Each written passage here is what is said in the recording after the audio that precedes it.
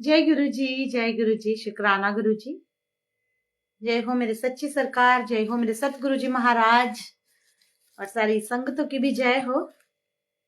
और गुरु जी की कक्षा में शिव पुराण का समय संगत जी हो गया है, जल्दी से जुड़ जाइए। और आज बड़ी खुशी की बात है संगत जी, आज शिव पुराण जो है हमारा गुरु जी महाराज ने शुरू कराया ये सेवा जो, तो किसी किसी दिन बीच में हो जाती है संगत जी रोक, और किसी किसी दिन ये रेगुलर चलता रहता है। तो शुक्राने हैं, शुक्राना जरूर किया करो जब भी आप सत्संग में कहीं भी जाते हो। गुरु जी महाराज जी का जहां भी नाम आता है ना, तो शुक्राना जरूर कर लिया करो, क्योंकि गुरु जी महाराज जो है ना संगत जी बहुत बहुत खुश होते हैं। और गुरु जी महाराज जी के शुक्राने किया करो। शुक्राने मेरे सतगुरु जी महाराज जी के 24वां दिन इन्होंने आज हमें संगत जी ब्लेस किया है। तो मेरे सतगुरु जी महाराज का शुक्राना, और जल्दी से जोड़िएगा बाकी संगतों को भी, ताकि वो भी आनंद ले सके शिव महिमा को सुन के, उनके भी जीवन के कष्ट जो है संगत जी वो दूर हों। तो जल्दी से औरों को भी जोड़ दीजिएगा। और 24वां दिन आज गुरु जी महाराज ने ब्लेस किया है संगत जी हमें। 24 दिनों से हम पढ़ रहे हैं, और बीच में 1 या 2 छुट्टी हमारी हुई होगी, अदरवाइज प्रॉपर वे से ये चला है। और वो भी मेरी कोई बहुत बड़ी मजबूरी होती है, जब मैं तभी संगत जी छुट्टी करती हूँ, अदरवाइज मैं नहीं करती। तो शुक्राने हमारे सतगुरु जी महाराज के, जल्दी जल्दी से जुड़ते जाएं और संगतों को भी जोड़िएगा संगत जी। जय हो हमारे शिव जी।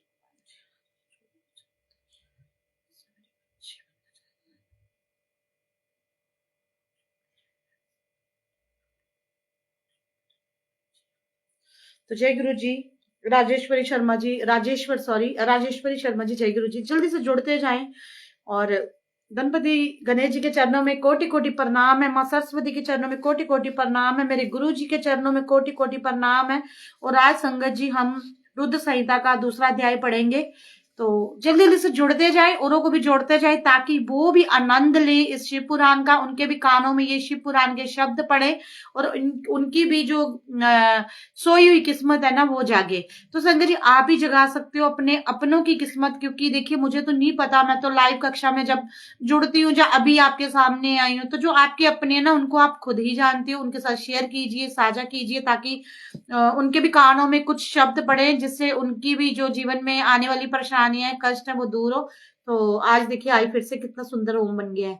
इतने दिनों से नहीं बन रहा था, लेकिन आज फिर से बन गया। तो शुक्राने मेरे सतगुरु जी महाराज जी के। तो संगत जी चलिए सबसे पहले महामंत्र का जप कर लेते हैं, उसके बाद हम संगत जी रुद्र संहिता का 2nd जो अध्याय है वो पढ़ेंगे। और शुक्राना करिए 24वें दिन का। ओम नमो शिवाय, शिव जी सदा सहाय। ओम नमो शिवाय, गुरु जी सदा सहाय। ओम नमो शिवाय, शिव जी सदा सहाय। ओम नमो शिवाय, गुरु जी सदा सहाय। ओम नमो शिवाय, शिव जी सदा सहाय। ओम नमो शिवाय, गुरु जी सदा सहाय। ओम नमो शिवाय, शिव जी सदा सहाय। ओम नमो शिवाय, गुरु जी सदा सहाय। ओम नमो शिवाय, शिव जी सदा सहाय। ओम नमो शिवाय, गुरु जी सदा सहाय। तो आज का अध्याय संगत जी, इसमें बहुत प्यारी कहानी है, सुनिएगा, जिसका शीर्षक है संगत जी, माया निर्मित नगर में शील निधि की कन्या पर मोहित हुए नारद जी का भगवान विष्णु से उनका रूप मांगना, भगवान का अपने रूप के साथ उन्हें बानर का मुंह देना, कन्या के भगवान को भरण करना, और कुपित हुए नारद का शिवगणों को शाप देना।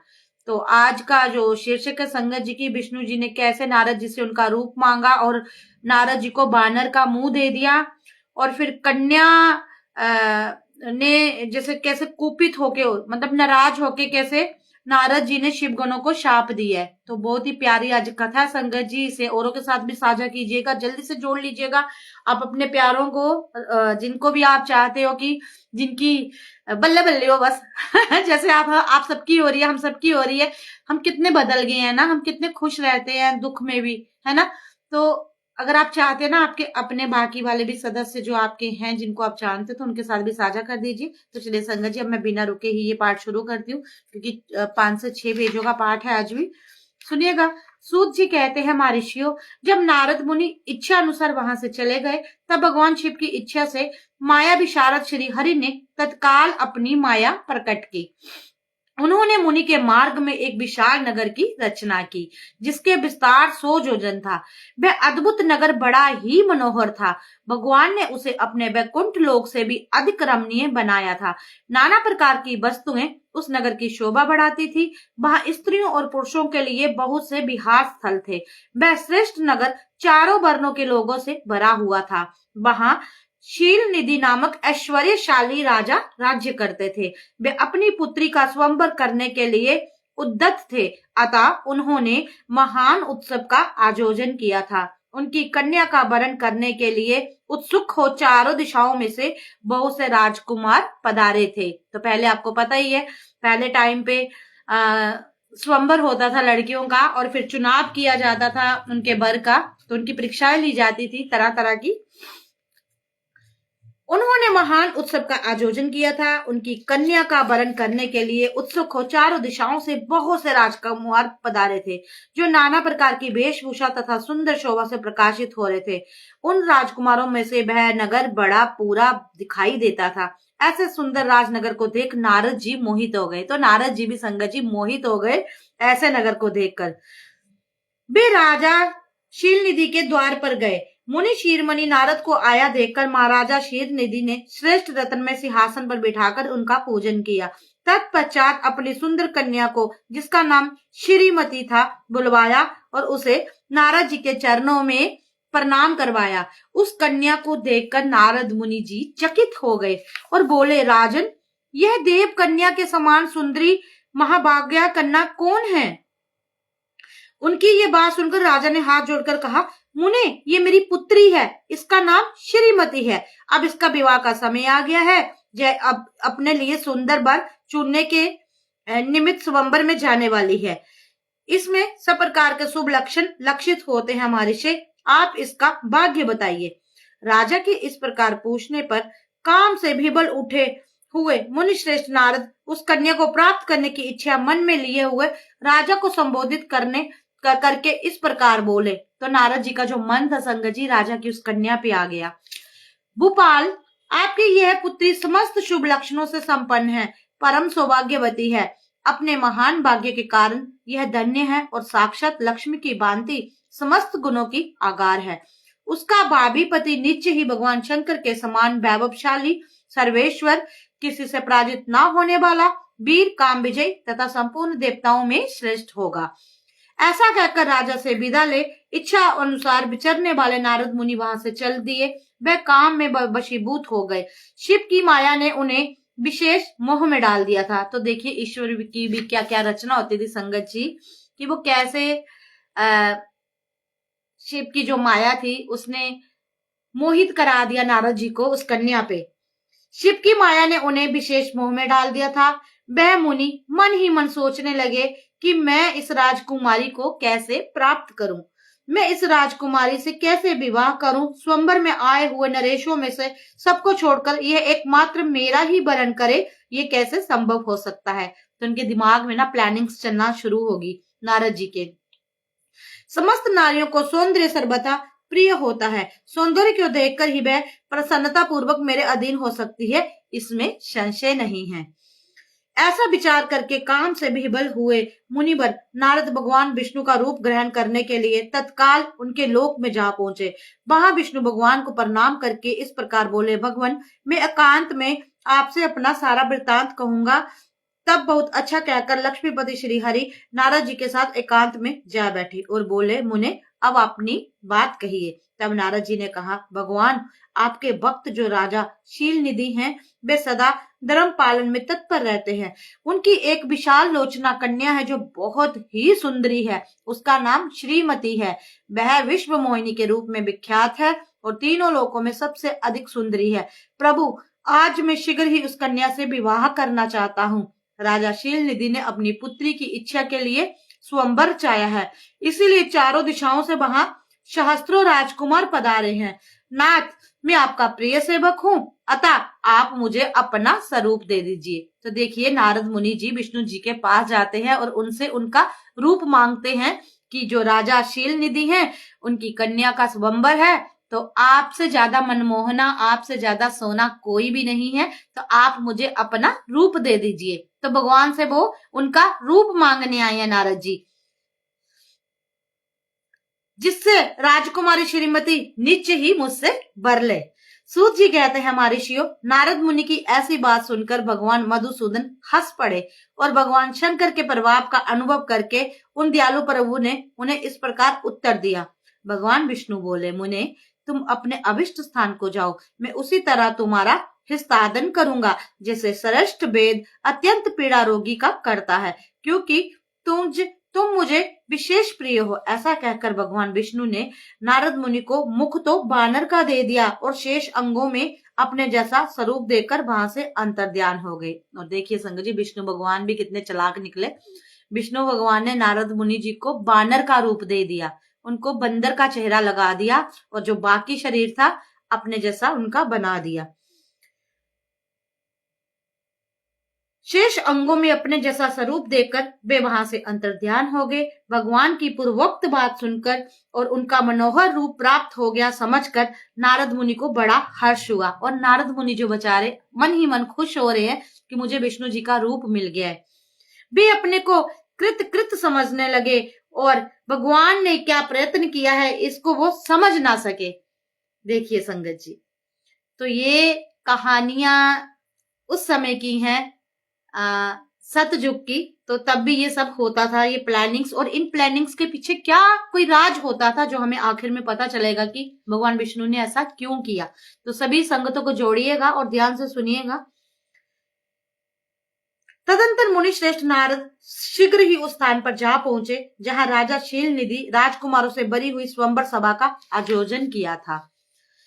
विप्रवरों, राजपुत्रों से गिरी हुई वह दिव्य संबंबर शोभा दूसरी इंद्र शोभा के समान अत्यंत शोभा पा रही थी। नारद जी उस राजसभा में जा बैठे और वहां बैठकर प्रसन्न मन में बार बार यही सोचने लगे कि मैं भगवान विष्णु के समान रूप धारण किए हुआ हूँ, अतः वे राजकुमारी अवश्य ही मेरा वरण करेगी, दूसरे किसी का नहीं। तो जो नारद मुनि जी थे, उनके मन में एक कॉन्फिडेंस आ गया था कि मेरे से ज्यादा सुंदर कोई भी नहीं हो सकता, क्योंकि मुझे विष्णु जी का रूप मिला है, तो जो राजकुमारी हैं श्रीमती जी, वो मेरा ही वरण करेंगी। मुनि श्रेष्ठ को ये ज्ञात नहीं था कि मेरा मुंह कितना करूप है, और जो नारद जी हैं उनको ये पता ही नहीं था कि उनका जो चेहरा है वो कितना डरावना हो गया और बंदर जैसा दिख रहा है। राजकुमार आदि उस सभा में बैठे हुए सब मनुष्यों ने मुनि को उनके पूर्व रूप में ही देखा। राजकुमार आदि कोई भी उनके रूप परिवर्तन के रहस्य को ना जान सके। वहां नारद जी की रक्षा के लिए भगवान रुद्र के 2 पार्षद आए थे, जो ब्राह्मण का रूप धारण करके गुड़बाप से वहां बैठे थे। वे भी नारद जी के रूप परिवर्तन के उत्तम वेद को जानते थे। मुनि को कामोवेश में मूड हुआ जान वे दोनों पार्षद उनके निकट गए और आपस में बातचीत करते हुए उनकी हंसी उड़ाने लगे, परंतु मुनि तो काम से विह्वल हो रहे थे, अतः उन्होंने उनके यथार्थ बात को भी अनसुनी कर दिया। वे मोहित हो श्रीमती को प्राप्त करने की इच्छा से उसके आगमन की प्रतीक्षा करने लगे। इसी बीच में सुंदरी राजकन्या स्त्रियों से गिरी हुई अंतपुर से वहां आई। उसने अपने हाथों से सोने की एक सुंदर माला ले रखी थी। वह शुभ लक्षणा राजकुमारी स्वयंवर के मध्य भाग में लक्ष्मी के समान खड़ी हुई अपूर्व शोभा पा रही थी। उत्तम व्रत का पालन करने वाली महबूब कन्या माला हाथ में लेकर अपने मन के अनुरूप वर का अन्वेषण करती हुई सारी सभा में भ्रमण करने लगी। नारद मुनि का भगवान विष्णु के समान शरीर और बानर जैसा मुंह देखकर वह कुपित हो गई और उसकी ओर से दृष्टि हटाकर प्रसन्न मन से दूसरी ओर चली गई। तो राजकुमारी ने जैसे ही नारद मुनि जी को देखा तो वो नाराज हो गई उनके बानर जैसा मुंह देखकर, और वो दूसरी ओर चली गई। स्वयंवर सभा में अपने मनवांछित वर को ना देखकर वह भयभीत हो गई।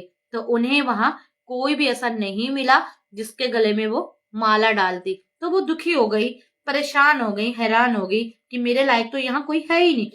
राजकुमारी उस सभा के भीतर चुपचाप खड़ी रह गई। उसने किसी के भी गले में जयमाला नहीं डाली। इतने में ही राजा के समान वेशभूषा धारण किए हुए भगवान विष्णु वहां आ पहुंचे। किन्हीं दूसरे लोगों ने उनको वहां नहीं देखा, केवल उस कन्या की ही दृष्टि उन पर पड़ी। भगवान को देखते ही उस परम सुंदरी राजकुमारी का मुख प्रसन्नता से खिल उठा। उसने तत्काल ही उनके कंठ में वह माला पहना दी। तो देखिए भगवान विष्णु जी भी वहां आ पहुंचे। तो राजकुमारी ने जैसे ही उनको देखा तो उनके गले में वो माला पहना दी। राजा का रूप धारण करने वाले भगवान विष्णु उस राजकुमारी को साथ लेकर तुरंत अदृश्य हो गए। और जैसे ही राजकुमारी ने उनके गले में माला डाली तो भगवान विष्णु ने अपने चक्र चला दिया, जो वो अदृश्य हो गए राजकुमारी को लेके और अपने धाम में जा पहुंचे। इधर सब राजकुमार श्रीमती की ओर से निराश हो गए। नारद मुनि ने तो अपने काम वेदना से आतुर हो रहे थे, इसीलिए वे अत्यंत बीबल हो उठे। और नारद जी तो आपको पता है संग जी कितने परेशान हो गए होंगे, है ना, जिनके मन में सपने वो सजो रहे थे राजकुमारी के कि मेरे को राजकुमारी मिलेगी, मेरी राजकुमारी से शादी होगी, तो वो बहुत निराश हो गए वो भी। तब वे दोनों विप्र रूपधारी ज्ञान विशारद रुद्रगण काम बीबल नारद मुनि उसी क्षण बोले। रुद्रगणों ने कहा, हे नारद, हे मुने, तुम व्यर्थ ही काम से मोहित हो रहे हो और सूत जी और सौंदर्य बल से राजकुमारी को पाना चाहते हो। अपने बानर के समान घृणित मुंह को तो देख लो। तो संगत जी, जब रुद्रगणों ने कहा कि आप तो ऐसे उदास हो रहे हो और राजकुमारी के सपने देख रहे हो, एक बार आप अपना चेहरा तो देख लो जो कि बंदर के समान है। सूत जी कहते हैं महर्षियों, उन रुद्रगणों ने यह वचन सुनकर नारद जी को बड़ा विस्मय हुआ। वे शिव की ही माया से बानर के समान अपना मुंह देख के वे तुरंत ही क्रोध से जल उठे और माया से मोहित होने के कारण उन दोनों शिवगणों को वहां से शाप देते हुए बोले, अरे तुम दोनों ने मुझे ब्राह्मण का उपहास किया है, अतः तुम ब्राह्मण के वीर्य से उत्पन्न राक्षस हो जाओ। तो उसी वक्त उन्होंने दोनों शिवगणों को अभिशाप दे दिया कि आप दोनों राक्षस बन जाओ, ब्राह्मण के घर जन्म लेके राक्षस बन जाओ। ब्राह्मण की संतान होने पर भी तुम्हारा आकार जो है राक्षस के समान होगा। इस प्रकार अपने लिए शाप सुनकर वे दोनों ज्ञानी शिरोमणि शिवगण मुनि को मोहित जानकर कुछ नहीं बोले।